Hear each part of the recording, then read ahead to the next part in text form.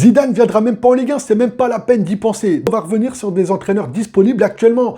On a donc Habib Beye qui a été démis de ses fonctions avec le Stade Rennais. On a Igor Tudor qui connaît très bien la maison de l'Olympique de Marseille puisqu'il y a été entraîneur il n'y a pas si longtemps que ça et qu'il a été démis de ses fonctions avec la Juventus. On a du Thomas Frank qui était à Tottenham, qui a été viré, mais lui je n'y crois absolument pas. Et puis on a du Sergio Conceição qui est en poste avec Al Ittihad, mais je sais qu'il s'y plaît pas en Arabie Saoudite. Donc peut-être un retour en Ligue 1, sachant qu'il a déjà entraîné à Nantes. Mais perso, j'ai du mal à y croire aussi. Et puis, bien sûr, Antonio Conte. Pourtant, lui, Antonio Conte, il est 3e en Série A avec Naples, mais il a été sorti en Coupe d'Italie contre Como. Et puis, depuis bien trop longtemps, il y a des schmilblick avec Naples et Antonio Conte. Donc, n'y croyons pas trop non plus, mais pour moi, ça aurait été l'entraîneur idéal. C'est un entraîneur qui a réussi partout où il est passé. Il a du palmarès, il a du charisme et il est très fort. Et lui, il viendrait carrément remettre des claques à cet effectif olympien qui en a clairement besoin aujourd'hui. Alors Habib Beye, j'aime beaucoup l'homme qu'il est. Moi, en tant qu'entraîneur, Habib Beye, je le compare plus comme un père de famille, un meneur d'hommes, un meneur de groupe, tu vois. S'il vient à l'Olympique de Marseille, j'ai peur qu'il soit trop tendre et qu'il se fasse marcher dessus et manger par les joueurs actuels. Pourtant, Habib Beye, c'est un super homme, mais je le vois trop tendre. Et il connaît aussi parfaitement bien la Ligue 1 et l'Olympique de Marseille, puisqu'il y a joué en provenance de Strasbourg à l'époque. Donc, il connaît l'atmosphère, il connaît la maison, il connaît le stade Vélodrome. Mais pour moi, c'est pas forcément l'entraîneur qu'il faut aujourd'hui à l'Olympique de Marseille. Pour moi, Igor Tudor serait l'entraîneur idéal dans l'immédiat. C'est un entraîneur qui a de la poigne et qui laisserait rien passer et il serait pas là non plus pour faire copain-copain.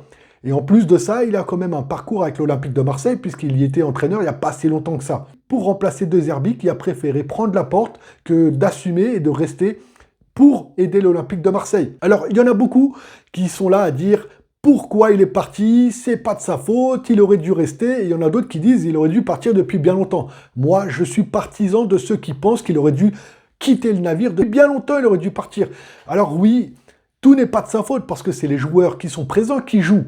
Mais on sait tous que c'est l'entraîneur qui compose aussi l'équipe. Le 4-4-2, le 4-3-3, le schéma tactique, le travail à l'entraînement est mis en place en match, c'est lui qui le fait. D'accord? Avec son staff et tout. Mais tu vois ce que je veux dire.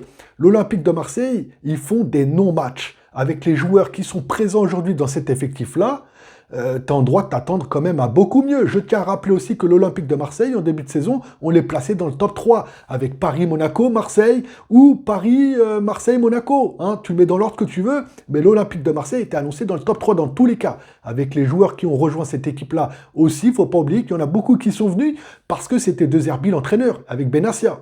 Aujourd'hui, Roberto De Zerbi a quitté le navire et beaucoup de joueurs vont suivre d'ici l'été.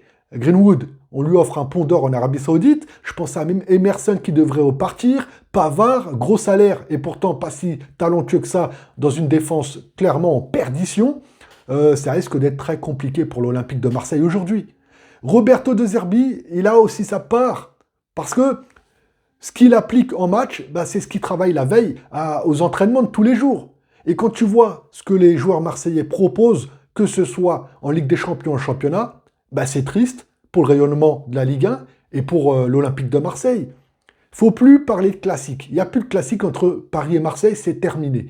Vous voyez plutôt le classique entre le Marseille et le Paris FC. Là, ce serait plutôt de votre niveau à la finale. Parce que Paris, aujourd'hui, sont bien trop loin. Laissez-les. Et c'est un championnat à 19 pour vous. Paris est trop fort. Donc, il n'y a plus de classique. D'accord? Vous l'avez vu par vous-même. Et ça à plusieurs reprises, que ce soit en Trophée des Champions ou encore la claque reçue, la Manita. Mais c'est pas ça le problème. Là, De Zerbi, pour moi, c'est contre-performance. Ça dure depuis bien trop longtemps. Pourtant, il a réussi à Brighton dans un club modeste en Première Ligue, et puis à Sassuolo, un club moyen aussi en Italie. Mais là, il a pris du niveau en prenant une grosse équipe de Ligue 1. Faut le dire, les gars, c'est quand même une grosse équipe Marseille avec une histoire quand même. Et donc, on lui a imposé rien du tout. C'est pas comme dans certaines équipes où, par exemple, au Real Madrid, tu prends Mbappé, et vu que c'est la tête d'affiche, il doit jouer 100% des matchs, tout doit passer par lui et tout. Non, à Marseille, il a fait venir les joueurs qu'il voulait, qu'il souhaitait, il a mis son schéma tactique, il a essayé de mettre en place quelque chose qu'il n'a jamais pris réellement. À certains matchs, oui, mais trop peu. Vu les joueurs qui composent l'Olympique de Marseille, tu es en droit de t'attendre à beaucoup mieux et à beaucoup plus. Ensuite, il y a un autre problème, les amis.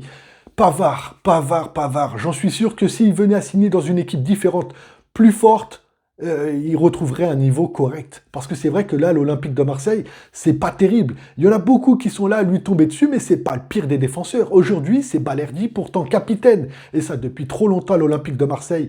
Comment il fait pour être titulaire? Des non-matchs, des passes complètement loupées, des interceptions. En veux-tu, en voilà, il te fait n'importe quoi, un pressing inexistant. Je ne comprends pas comment ça se fait qu'il soit encore titulaire avec le brassard en plus à l'Olympique de Marseille.